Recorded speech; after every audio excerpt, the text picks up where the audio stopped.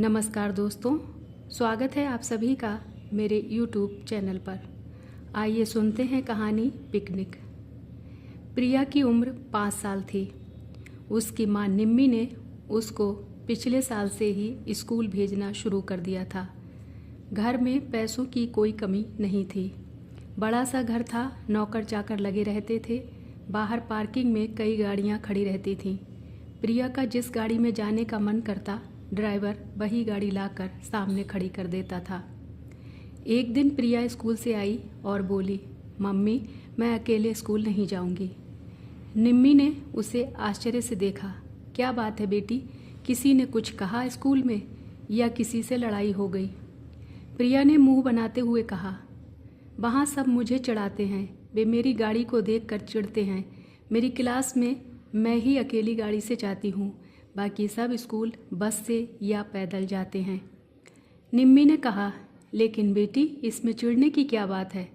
कुछ दिन में सब चुप हो जाएंगे। औरों की बातों पर इतना ध्यान मत दिया करो। प्रिया बोली, मैं कल से बस में स्कूल जाऊंगी। निम्मी उसे बहुत समझाती रही, लेकिन वह नहीं मानी और अगले दिन स्कूल नहीं गई। निम्मी ने अपने पति प्रशांत से बात की तो वो बोले, कोई बात नहीं, मैं स्कूल जाकर बात कर लूँगा। कुछ दिन जाने दो इसे, बस में फिर वापस कार से जाने लगेगी। अगले दिन प्रशांत स्कूल में बात कर आए।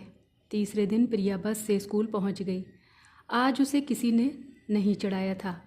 प्रिया बहुत खुश थी। अब वह हर दिन बस से स्कूल जाने लगी। प्रिया की दोस्ती धीरे धीरे होने लगी। उसके दोस्तों का एक ग्रुप बन गया था। एक दिन स्कूल की ओर से सभी को पिकनिक पर जाने के लिए कहा गया। प्रिया ने अपने घर आकर बताया। निम्मी ने कहा, बेटी तू बहुत छोटी है, अपना ध्यान कैसे रखेगी? इस साल रहने दे, अगले साल चली जाना।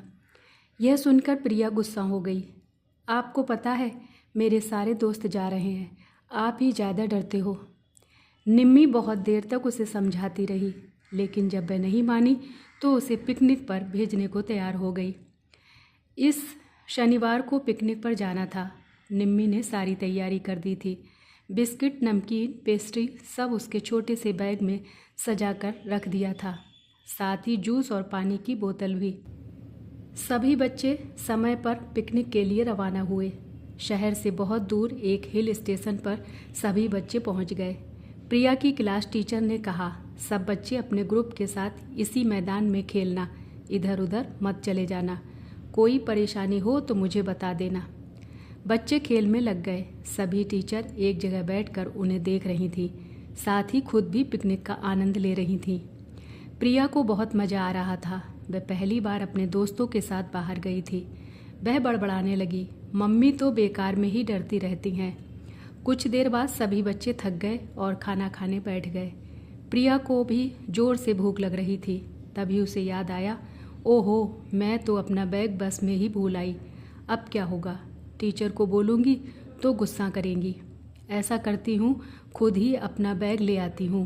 वह टीचर की नज़रों से बचकर बस की ओर चल दी।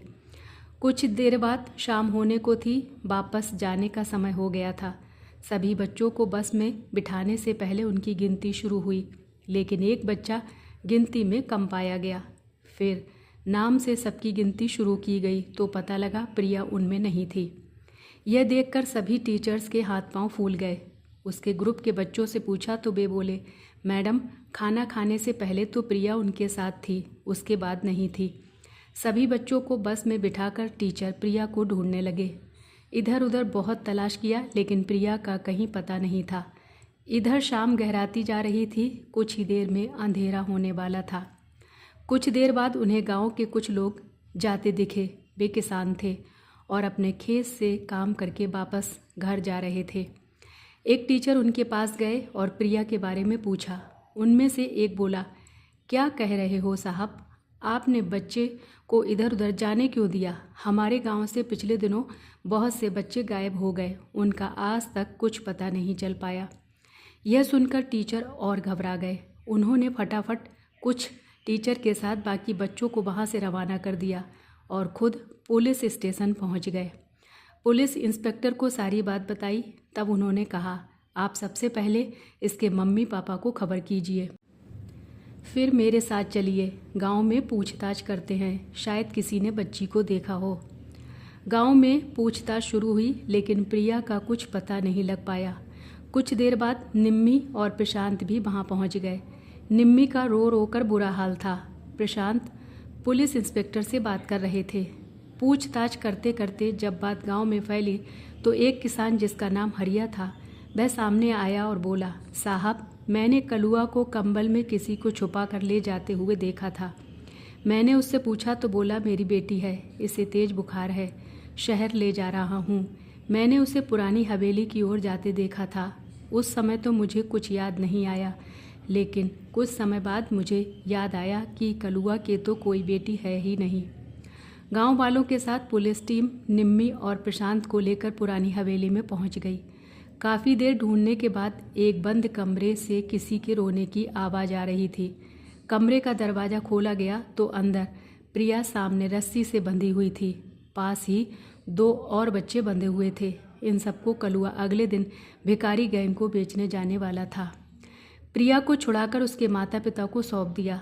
पुलिस इंस्पेक्टर ने सभी गांव वालों को छिपने के लिए कहा, जिससे कलुआ को पकड़ा जा सके। सभी हवेली में छिप गए। कुछ देर बाद कलुआ खाना लेकर आया। पुलिस इंस्पेक्टर ने उसे धर दबोचा। बाकी दोनों बच्चे उसी गांव के थे। उन्हें उनके माँ बाप के पास पहुंचा दिया गया। प्रिया घर आ गई। वह बहुत डर गई थी। अगले दिन निम्मी ने पूछा तो उसने बताया, मम्मी, जब मैं बस से अपना बैग लेकर वापस आ रही थी तब मुझे किसी ने पीछे से पकड़ लिया। उसने मेरा मुंह बंद कर दिया और वह जल्दी से बस के पीछे से घूमकर इस हवेली में पहुंच गया।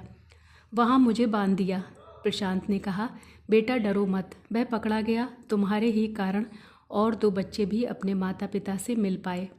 प्रिया कई दिन तक स्कूल नहीं गई। वह गुमसुम सी बैठी रहती थी।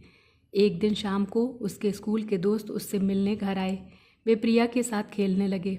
फिर प्रिया का डर दूर हो गया। वह अगले दिन से स्कूल जाने लगी। स्कूल में सभी उसे जानने लगे थे। सभी टीचर, सभी स्टूडेंट छोटी सी प्रिया का बहुत ध्यान रखते थे।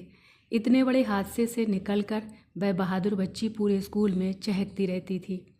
जय श्री कृष्णा। राधे राधे।